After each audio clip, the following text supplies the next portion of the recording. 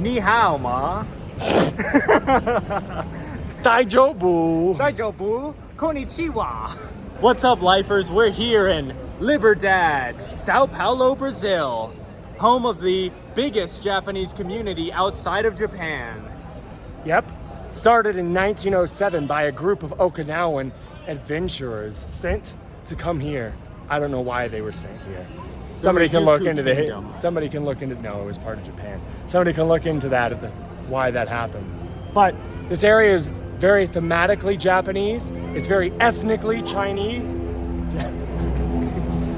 It's very ethnically Japanese, but there is a growing Chinese community within Liberdade. Actually, down the street, there's a place, a Chinese restaurant, literally surrounded by all Chinese.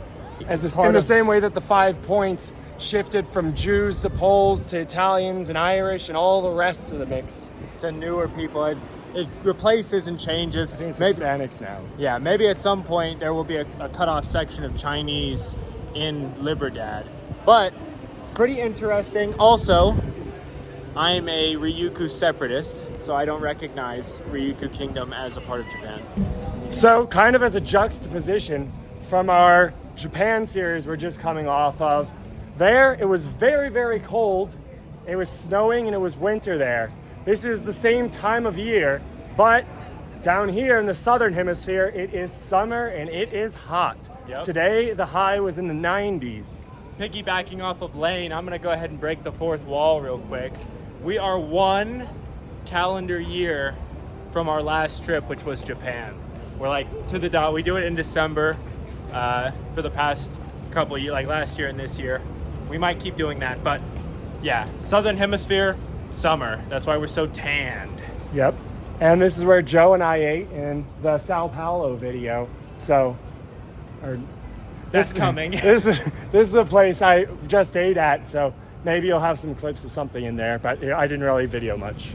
All right, today Joe and I are going to be exploring Liberdade, a Japanese section of Sao Paulo. This McDonald's looks insane.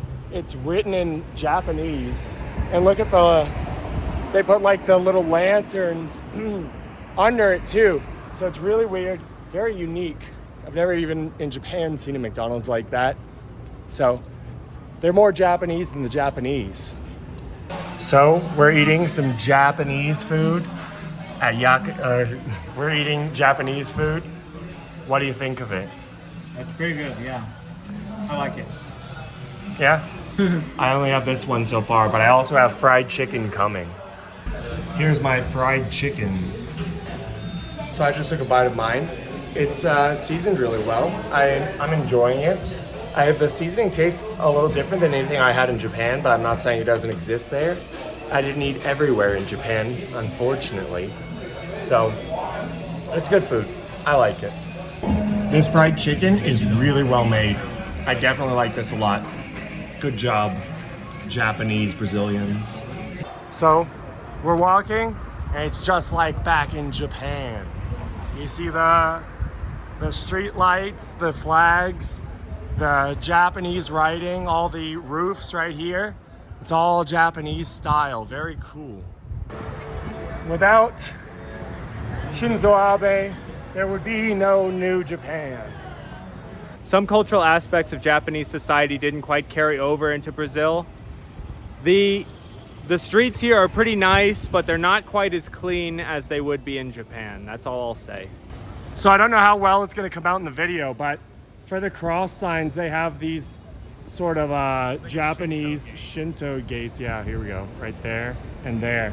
And they change colors for your respective time to go. So in places like this in Japan, they always have netting to catch people because of certain cultural practices that I can't mention on YouTube. But here, it's a free fall. I'm gonna hypothesize on what may be the cultural difference here. I think Japan is a much more like high pressure kind of environment. Rules are extremely important. You have to fit into your societal role. And I think things are a lot more free and individualistic here in Brazil, and people aren't under so much pressure. And that could be the reason why that's not such an issue. So the lifers among you who are especially keen will realize that this is Anbanman from Japan, from our Japan series, and we rode his train. We rode the train with his stuff on it. That's right. From an anime. There's another one. The cat guy. Hey, look, it's me Rudrow Lane. and Justin. So we just went to this Chinese restaurant, not Japanese, but Chinese restaurant right here, and they made us sit for 1 hour before not serving us, so we just left. Yeah, I will give the guy a little bit of a break. You know, it's Chinese, no, it's Christmas, so all the Chinese people in Sao Paulo are out having hot pot because everything else is closed. So Yeah. it was extremely busy in there. He apologized profusely. The Japanese area where we are, everything is closed down except the Chinese places because the Japanese are all out eating their KFC Christmases, and the Chinese are open, keeping the city running. That's right. Behind me is the beautiful Zen Garden, a monument and a testament to the Japanese influence of Liberdade. Feliz Navidad. This is the Zen Garden that we're walking through, a little Japanese garden here. Not much in English that we could tell you about it because all the writing. Well, let's see what our friend here can say about the Portuguese. Right. So, I don't know much about this guy, but what I know is that his name is Shuhei Uetsuka. And what it says here is that he is the father of the Japanese immigrants. He inspired the people from Japan to come to Brazil. That's what it says. Started in 1907. And I guess the sculptor, credit where credit's due, was Mario C. Ramos. Whose keys are those? Amos Moses.